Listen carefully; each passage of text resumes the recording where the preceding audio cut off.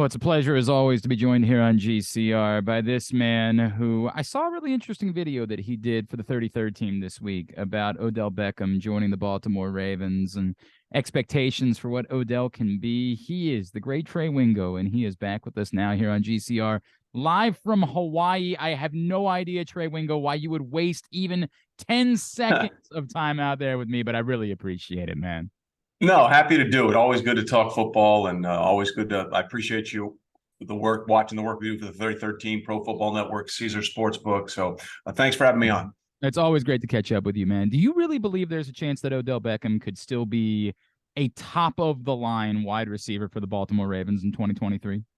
Yeah, I mean, look, when he got hurt in Super Bowl 56, he was the X factor in that game, and when he left, it changed everything. And Matthew Stafford basically had to, at that point, say, well, even if Cooper Kupp is doubled, I'm throwing it to him, because he was killing the Bengals in that game. The unfortunate thing for him is now this is two ACLs he's had to recover from. And, that was in January or February of 2022. It's been over a year, almost a year and a half since he's played football. The ceiling is still extremely high. I think the big question for everybody in Baltimore is, what's our floor? Like, what's the bottom of where we think he can be? And clearly the Ravens, I mean, I don't know anybody else was even close to the number they threw out there. No. And I think there's some ancillary effects that go along with that, because it's pretty clear that the relationship between Lamar and the team is not great. When he comes out there and says on March 2nd, I requested a trade, and the Ravens know how close Lamar and Odell are.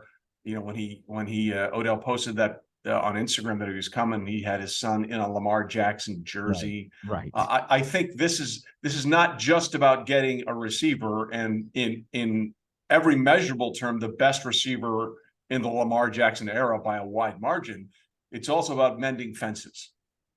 It's terrifying to think that that's probably true, by the way. It's really not a great statement about where the Ravens have been. Well, I mean, think about it this way. I mean, like, this is just the fact. In the history of the Ravens franchise, they've never had a wide receiver go to the Pro Bowl as a wide receiver. Yep. It's only been kick returners. So This is the first legitimate wide receiver. And I mean, Steve Smith obviously was a legitimate wide receiver. Don't get me wrong, And but this is the first guy that could be a game changer. None of the other receivers have 1,000-yard season, and Odell has many.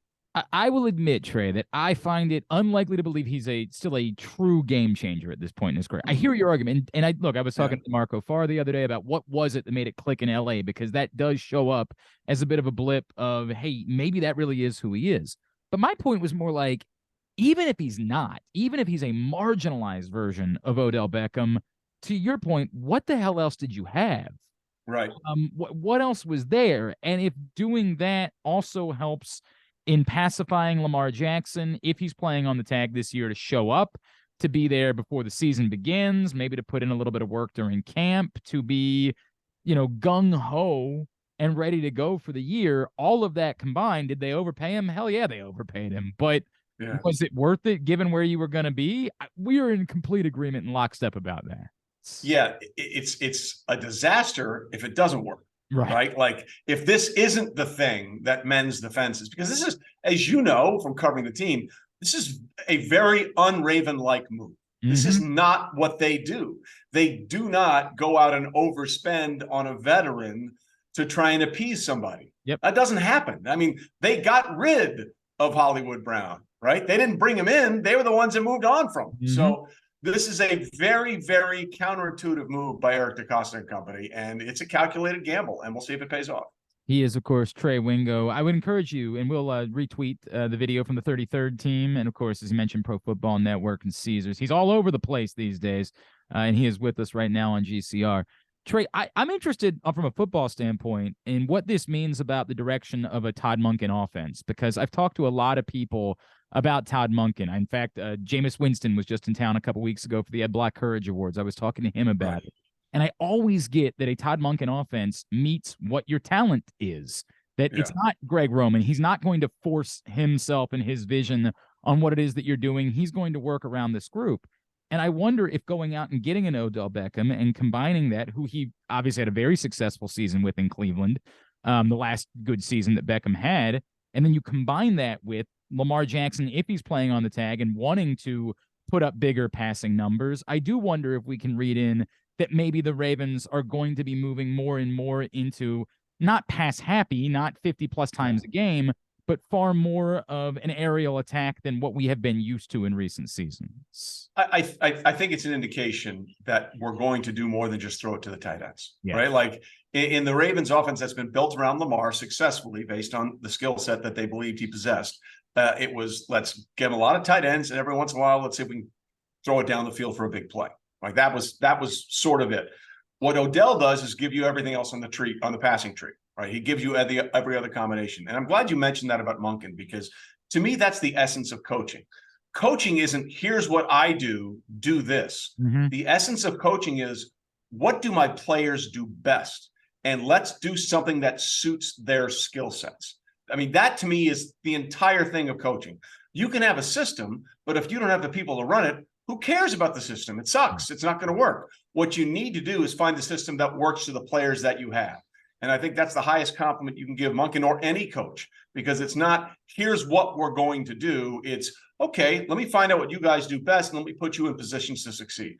So let me pose it to you this way, Trey. Let's say Lamar Jackson is happy, is willing to come out and play at a Lamar Jackson level this season.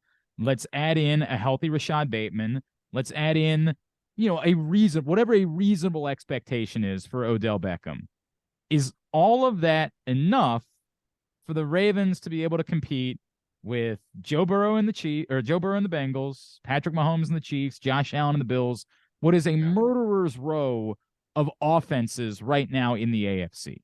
Yeah, and hopefully a healthy J.K. Dobbins, right? And that's another part. Yep. The running game part. Yeah.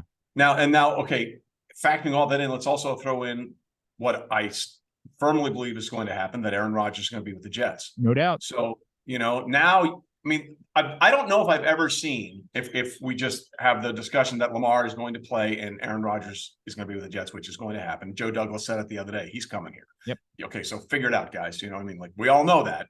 I don't know if I've ever seen a bigger disparity in top quarterbacks in one conference against the other. Yeah. Okay. So with Aaron now moving to the AFC, who are the top three quarterbacks in the NFC?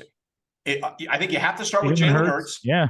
And then is it Dak Prescott? Right. Is it Kirk Cousins? I mean, is it Matt Stafford? Matt Stafford, if he's healthy, obviously. Jared Goff, yeah. But I mean, like, to your point, it's like it could be this guy and it could be this guy. The AFC is freaking stacked, man. And to the point of your question, unless Andy Reid retires and Patrick Mahomes decides to take up the PGA Tour, I'm gonna always start with those guys. Yeah, I get it. I mean, like, Patrick just threw for the most touchdown passes with receivers that you couldn't pick out of a lineup. Mm-hmm. Okay. And he threw for the most passing yards, passing touchdowns, and set the record for the most single season combined yards in NFL history. I get it. Travis Kelce's a Hall of Fame wide tight end. But as you know, in Baltimore, you can have great tight ends. You still need something else. No doubt. You need something else to make that offense go. So I don't know, quite frankly, if the addition of Odell shakes up the paradigm at all. Now, a healthier Lamar Jackson with Odell may a little bit, but me objectively, it still has to be the Chiefs 1, Burrow and the Bengals 2, if they can avoid not having to deal T. Higgins with the contract situation, because they're going to have to pay Joe.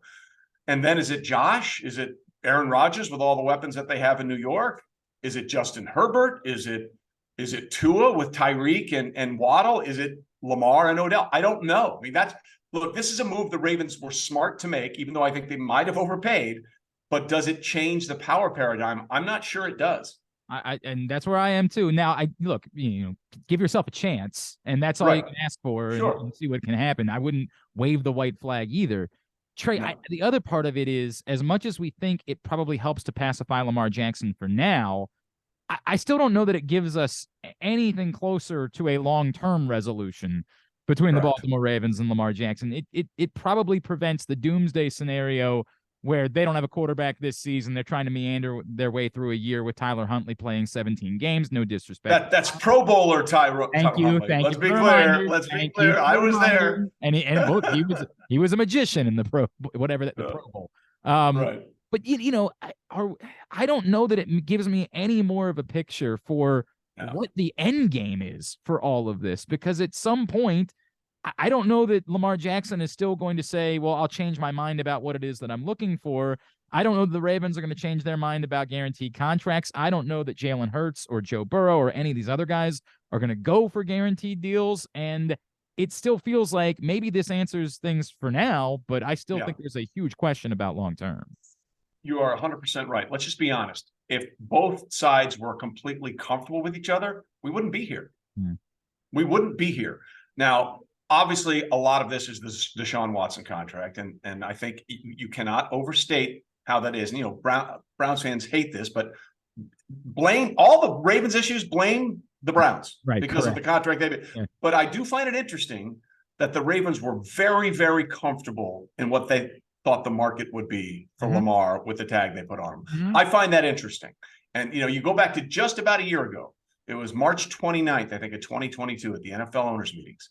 The first person to come out and say how bad the Deshaun Watson contract was for the NFL was Ravens owner Steve Bisciotti. The first guy. So, look, it's not something that you can prove, but it certainly seems to me that a lot of the things that people are saying about why they didn't go after Lamar makes no sense whatsoever. Whether it's Martin Mayhew in Washington or Arthur Blank in Atlanta saying, well, you know, there's a variety of reasons, and get out of here. Okay. Just be honest with me. I would have more respect for everybody if they said, look, here's the deal. We don't like the Deshaun Watson precedent, and we don't want to do the work for the Ravens and then have them come in and match it. If you had said that, I'm good with whatever you want to say about passing on Lamar Jackson. I understand that. But don't give me well, we're comfortable with our quarterbacks in Washington. No, you're not. Your quarterbacks stink in Washington, okay? Same thing in Atlanta. You hope Desmond Ridder is going to be good. You don't have a clue, okay? You don't know. So don't give me the injury thing. Joe Burrow's about to get paid. He missed a season. Injury didn't matter. Dak Prescott got the bag and has been less productive and capable than Lamar Jackson in his career. That didn't bother him from getting the bag. So all these things that are out there make no sense. Okay. If you had said to me, I don't want to have my team do the deal, put the work together, and then the Ravens just go, okay, we'll match it. That I can accept. All the other stuff is garbage. Is there any look?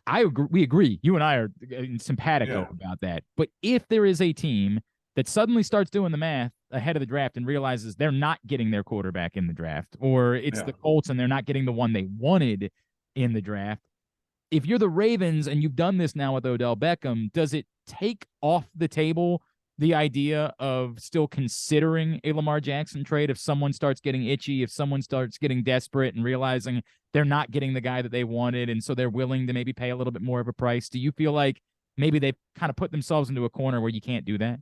No, I mean, because then maybe they draft a quarterback, and Eric has said that, right?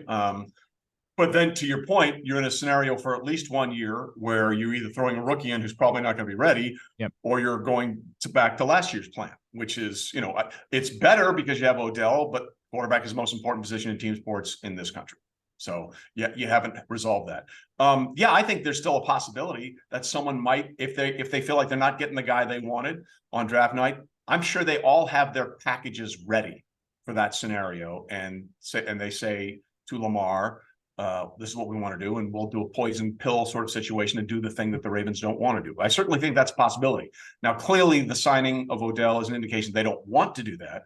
But again, it's not just something that the Ravens can control. It's something that other teams might control. Yep. And if they put that offer on the table and it sort of looks at you and says, it'd be reckless for us to not do this, and for us to, because they could be in this exact same situation a year from now. Like, that's the reality of all of this. It's the Kirk Cousins thing, just a few miles north. Yep. Like that's for a few years. That's exactly what it is. And let's be fair, a better quarterback, right? Like, without question. Let's be fair about that too.